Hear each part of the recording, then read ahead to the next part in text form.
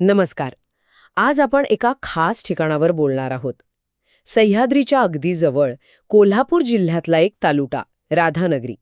आपल्याकडे जी माहिती आहे त्यानुसार तर हा परिसर म्हणजे निसर्गरम्यता, बायोडायव्हर्सिटी आणि इतिहासाचा एक मस्त संगम आहे.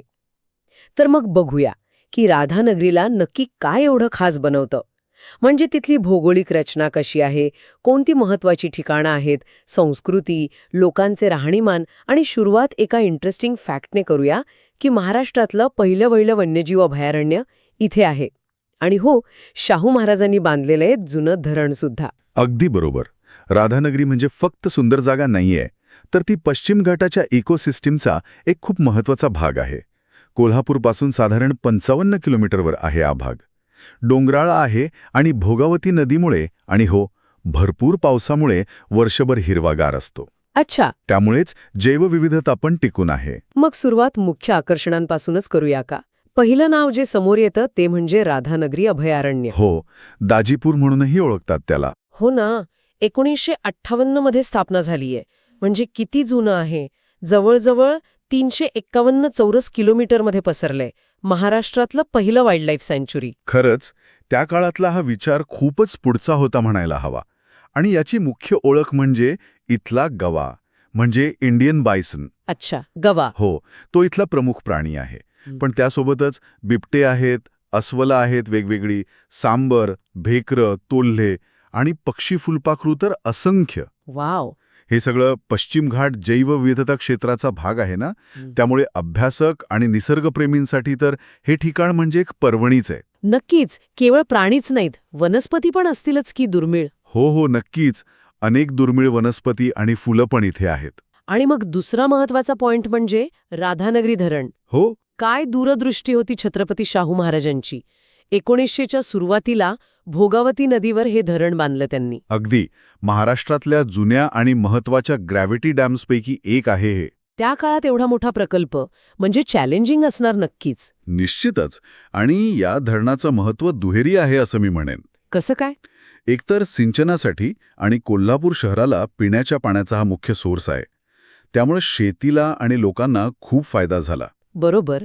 आणि दुसरं म्हणजे ही एक ऐतिहासिक वास्तू आहे. त्यामुळे टुरिझमच्या दृष्टीने पण महत्वाचं आहे. पर्यटकांना आकर्षित करतं. म्हणजे महाराजांनी फक्त पाण्याची सोय नाही केली, तर त्या काळी लोकांना रोजगार पण दिला असेल यातून. हो, नक्कीच. स्थानिक लोकांना रोजगाराच्या संधी पण मिळाल्या होत्या. बरं, मग या निसर्गाच्या आणि इतिहासाच्या पार्श्वभूमीवर तिथले लोक कसे आहेत? म्हणजे त्यांची संस्कृती, अर्थव्यवस्था कशी आहे? तिथलं जीवनमान तसं साधं आहे. लोक कष्टाळू आहेत आणि निसर्गाशी खूप जोडलेले आहेत. अच्छा. मुख्य भाषा मराठीच. गणेशोत्सव, दिवाळी, होळी हे सण तर उत्साहात साजरे होतातच. हो. पण त्यासोबतच भजन, कीर्तन, जत्रा यांसारख्या ज्या स्थानिक परंपरा आहेत ना, त्या आजही जपल्या जातात. यातून तिथली संस्कृती किती जिवंत आहे हे दिसतं. आणि या संस्कृतीला सपोर्ट करणारी अर्थव्यवस्था, मुख्य व्यवसाय काय आहे तिथे? अर्थातच शेती. मगाशी आपण धरणाचा उल्लेख केलाच. हो. त्या धरणाच्या मुबलक पाण्यामुळे भात, ऊस, भुईमूग ही मुख्य पिकं घेतली जातात. जमीन चांगली आहे, सुपीक आहे. म्हणजे शेती चांगली चालते. हो. आणि आता चांगली गोष्ट म्हणजे पारंपरिक शेतीबरोबर लोक सेंद्रिय शेतीकडे किंवा आधुनिक टेक्नॉलॉजी वापरायला लागले आहेत.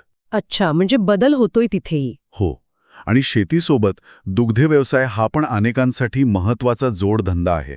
आणि पर्यटनाचा पण हातभार असेलच ना अर्थव्यवस्थेत, अभयारण्य आणि धरणामुळे. हो, नक्कीच. इको टुरिझम ज्याला आपण म्हणतो ते आता हळूहळू तिथे वाढतंय. त्यामुळे स्थानिक तरुणांना गाईड म्हणून काम मिळतंय. काही जण होमस्टे चालवतात. हे छान आहे. शिवाय जंगलातून मिळणारी उत्पादनं आहेत, म्हणजे मध आहे, काही औषधी वनस्पती आहेत, त्या गोळा करून विकणं हा पण एक छोटा उत्पन्नाचा स्रोत आहे काही लोकांसाठी. कनेक्टिव्हिटी कशी आहे? म्हणजे रस्ते वगैरे? राधानगरी तालुका कोल्हापूर, गगनबावडा, गारगोटी या महत्वाच्या ठिकाणांची रस्त्याने जोडलेला आहे. रस्ते साधारण आहेत, ठीकठाक म्हणता येतील. आणि रेल्वे किंवा एअरपोर्ट? जवळचं रेल्वे स्टेशन आणि एअरपोर्ट दोन्ही कोल्हापुरातच आहेत. साधारण 50-60 किलोमीटर अंतर असेल. बरं. आणि बाकी सुविधा म्हणजे शाळा, आरोग्य केंद्र? हो, त्या मूलभूत सुविधा आहेत. शाळा आहेत, प्राथमिक आरोग्य केंद्र आहेत. म्हणजे गरजेच्या गोष्टी उपलब्ध आहेत. म्हणजे थोडक्यात सांगायचं तर राधानगरी म्हणजे निसर्गाचं एक सुंदर देणं आहे, जिथे इतिहास आहे, चांगली शेती आहे आणि एक जिवंत संस्कृती आहे. अगदी बरोबर. वन्यजीव अभयारण्य, त्या ऐतिहासिक धरण आणि हिरवीगार शेती हीच तिथली ओळख आहे. एक प्रकारे आदर्श ग्रामीण मॉडेल म्हणू शकतो आपण, जिथे निसर्ग आणि माणूस यांचा ताळमेळ साधण्याचा प्रयत्न दिसतो. खरंय, हे सगळं ऐकून तर राधानगरीला भेट द्यायलाच हवी असं वाटतंय. नक्कीच.